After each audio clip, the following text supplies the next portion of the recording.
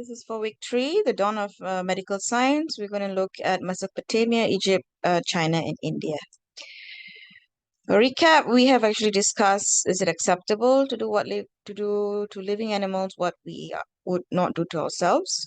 So early societies have saw this in a very different light, and detailed observation has told us that there are different psychological effects that we, even animals or humans, suffer from based on different experimentation. So what you have to know is medical knowledge before the onset of civilization, where medicine or medical knowledge is intertwined with spirituality in many forms. Like some societies where people are sick, they look into the practice of spells or evil or even magic during pre-civilization times. And medicine and surgery before 600 BC. So they were divided into two types of people or two groups. The role of the physician or the surgeon, where temple priests are in charge of charms and spells, and sorcerers. The function of sorcerers are to someone who can diagnose and someone who can treat different types of diseases. So that is important to know before we start Mesopotamia.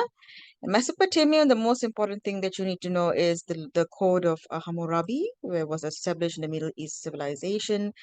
These codes were written in stone, and the laws might seem very hard by today's standards, but it's currently in the museum in France.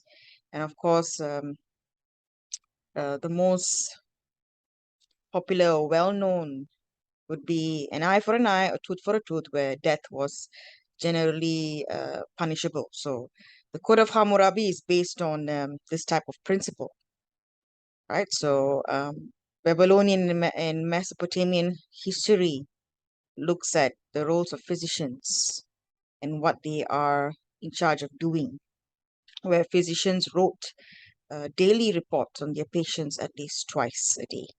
And surgery were actually carried out by the surgeons, and the doctors would have different repercussions if the surgery was not successful. A more depiction of the law of Code of Hammurabi over here.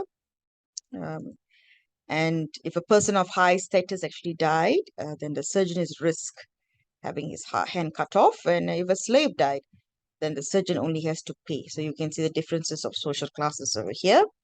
We looked at the concepts of diseases and healing in the Assyrian palace, where they are protected by bulls. So they have different symbolisms of bulls. In Mesopotamia, we have the Ashipu and Ashu. So you have to know each functionality of both medical practitioners. The Ashu is the physician dealing with empirical medicine of washing, bandaging, and making plasters. And we have the Ashipu, more of the sorcerers or the exorcists in the Mesopotamian civilization. Temple of Gula as well was very well known as a different type of healthcare provider. This is the goddess of Gula, which was the depiction of the Babylonian king.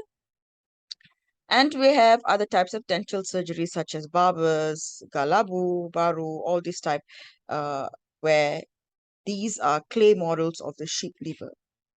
Right? And in Mesopotamia, we have libraries, medical texts, of course, prescribed tablets, looking at libraries where they have different types of archives, and spiritual methods of treatment for healers, spells, rituals, and sacrifices. These are empirical methods of treatment for surgery, pharmaceuticals, as you can see here. These are for the medical instruments.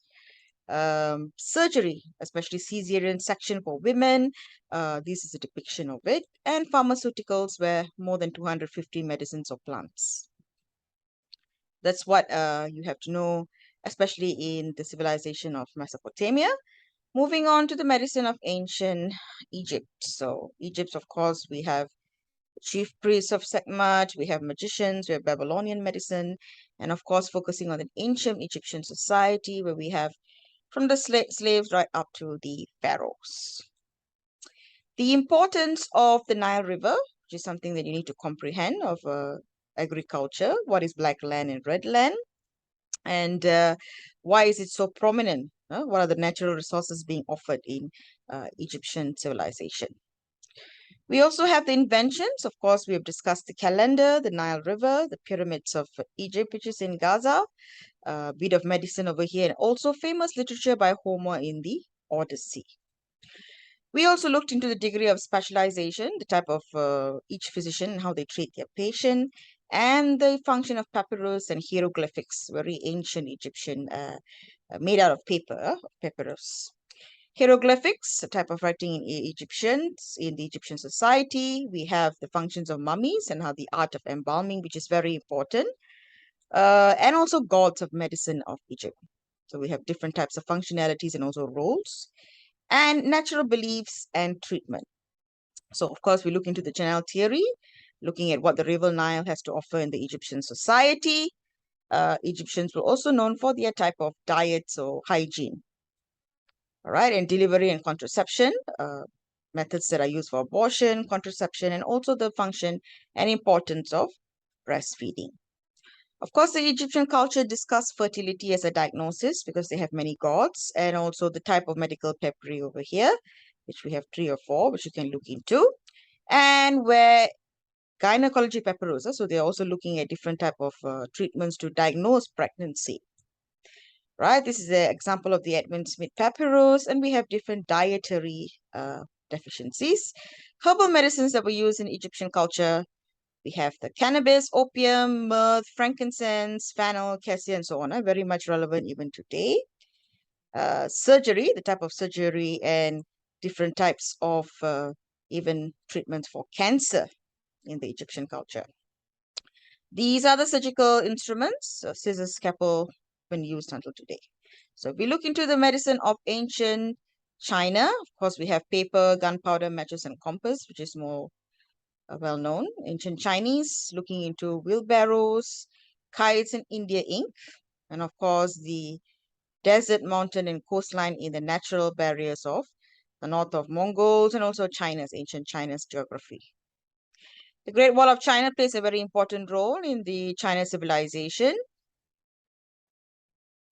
Ancient civilization, of course, we have the Yellow River, spanning over 5,000 years ago. And the types of medical texts used by the Chinese civilization, acupuncture and moxibuction. Chinese medicine, which is the traditional Chinese medicine over 2,000 years old. We have discovered fire, wood, earth, water, metal, and also the concept of yin and yang. Very much got to do with the imbalances of a person's body and 5 elements. Acupuncture, a very famous treatment under Chinese civilization, with also moxibuction over here. So you can look into that even more. And finally, a bit of Indian civilization where we look into the anatomy and physiology, as well as diagnosis, right?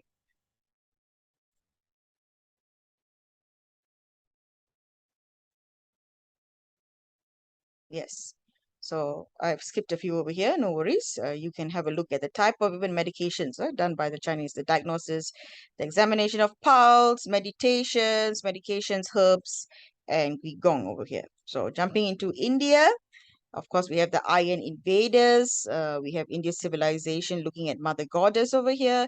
How Hinduism is the oldest religion in the world, and of course, associated with Ayurvedic medicine. Medical text called the Ayurveda, which is the science of life, and Chakara Shamhita. Okay, the types of diseases and how we cure them. Shruta Shamhita, which is more of surgeon how they perform rhinoplasty. These are the type of medical instruments that's been used, and also how they have medical therapies like how they solve cataract and also amputations and different types of diagnosis, which also involved spirituality, omens, and so on. These are the type of medications used, and also public health hygiene, where all these diseases were very prominent during that time: malaria, cholera, smallpox. All right, so throughout this lecture, I've just highlighted what is important. Of course, you need to know the type of medical for each of the civilization, the type of the laws that they have, medical texts, surgeries, even the type of societies that they have.